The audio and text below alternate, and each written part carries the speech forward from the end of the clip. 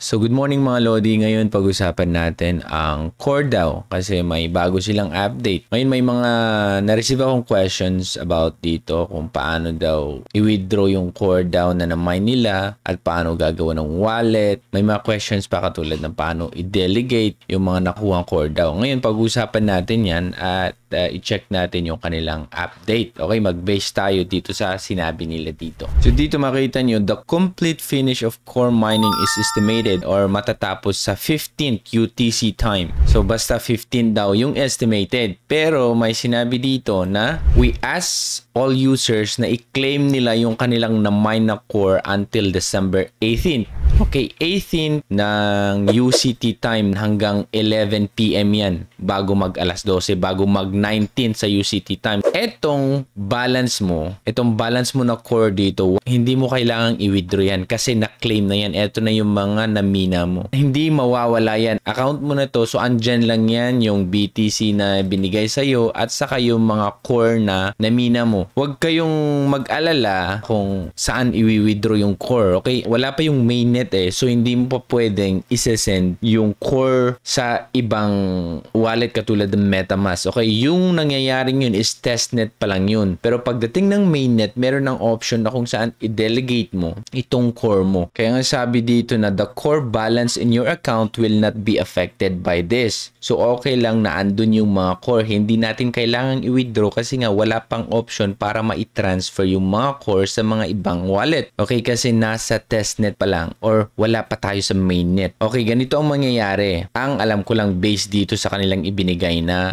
update. Sabi niya dito, the Satoshi app will launch a brand new version. Okay, so may bagong version itong app na Satoshi. So mas maganda, andun na yung option siguro na kung saan i-delegate mo, andun na yung option na kung saan meron ka ng wallet dyan, andun na yung option na kung saan idagdag mo yung mga coins na gusto mong ilagay dito sa Satoshi applications. At meron na ding option dyan na kung saan i-convert mo yung Satoshi mo into BTC or into stable coins. Ganyan yung parang nakikita ko dito sa application na to. Makikita mo na din dyan yung price ng core. Ngayon, eto maganda. Mag-stop man yung mining, okay? Pero meron tinatawag na airdrop. So, ibig sabihin, patuloy pa rin silang nagbibigay ng reward sa mga users nila. Kaya nga, tinawag nila itong app na to will be the world's top free airdrop. Ibig sabihin, merong parang reward yung mga users na makukuha. Di ko lang alam kung paano naman nila i-engage yung users nila para makakuha ng reward, pero yun yung maganda dito kasi continuous pa rin yung reward. Nakita nyo naman, ang ibinigay lang na core sa mga users, yung mga unang nagmina is konti pa lang compared dun sa total supply ng core. Dito sa span ng 7 days, mag-start siguro 19, 20, 21, 22, 23, 24, 25, 26. 7 days, merong tinatawag na test phase for 7-day period. Lahat sana is makiparticipate para makita natin kung paano ba yung takbo ng project, kung gaano kay smooth yung network. Matitest natin dito kung ano yung dapat pang i-improve. So, after successfully matapos yung test phase, we will officially launch projects to start the brand new airdrop function. So, pag successful na natapos yung test phase, i-officially launch yung projects, hindi yung mainnet. Pag successful yung tinatawag na test phase, sa 7-day period yun na. So, dapat andun ka, makiparticipate ka para malaman mo kung paano yung project.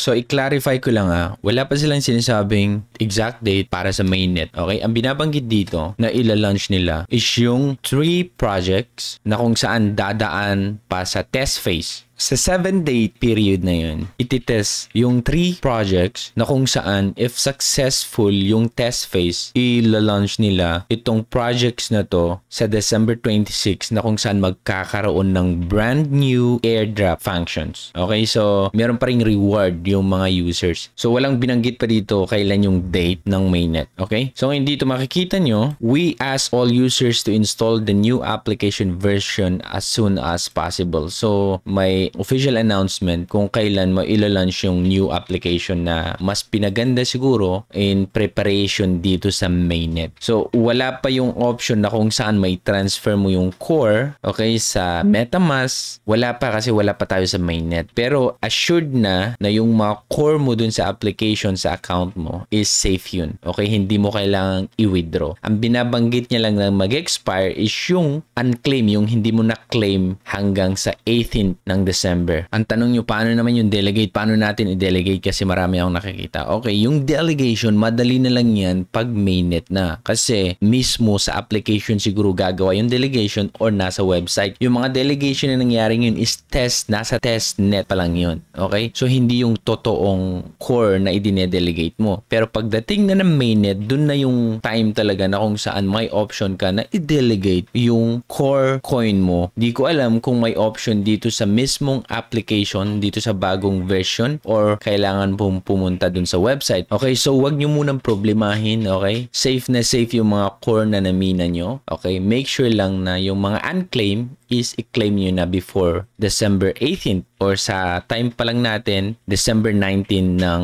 umaga, 7 a.m. Doon na talaga hindi mo mag-expire na talaga yung unclaimed core mo. Okay? So, ganun lang mga Lodi. Antayin lang natin yung kanilang official announcement. Huwag kayong mangamba kung paano ba gagawa ng wallet, ganito.